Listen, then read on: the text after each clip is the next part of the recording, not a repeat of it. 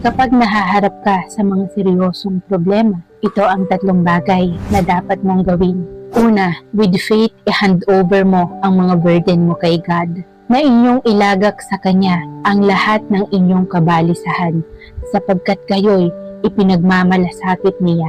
Dalhin mo ang mga problema mo sa Panginoon at mag-pray ng taus-puso. Kahit gaano pa kalakas ang bagyo, magbibigay si God ng peace at wisdom at tutulungan kang makakita ng light of hope. Ikalawa, mag-seek ng wisdom at guidance mula sa God's words. Ngunit kung nagkukulang ng karunungan ang sino man sa inyo, ay humingi sa Diyos na nagbibigay ng sagana sa lahat at hindi nanunumbat, at ito'y ibibigay sa Kanya.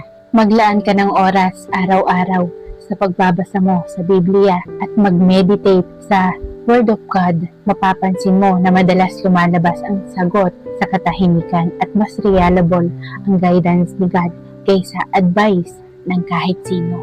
Ikatlo, huwag lumaban mag-isa. 2 ay maigay kaysa isa pagkat sila'y may mabuting kagantihan sa kanilang gawa. Humanap ng mapagkakatiwalaang friend or brother and sister. Huwag kang matakot mag-seek ng help. Ang pinagdadaanan mo, hindi ito ang end. Ang connection mo kay God ang magre-renew ng life mo sa fresh strength.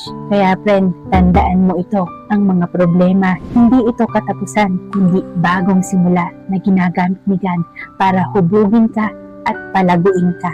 Kung agree ka sa message na ito, mag-comment ng Amen at i-share ito sa mga taong kailangan ito. May God's peace be with you.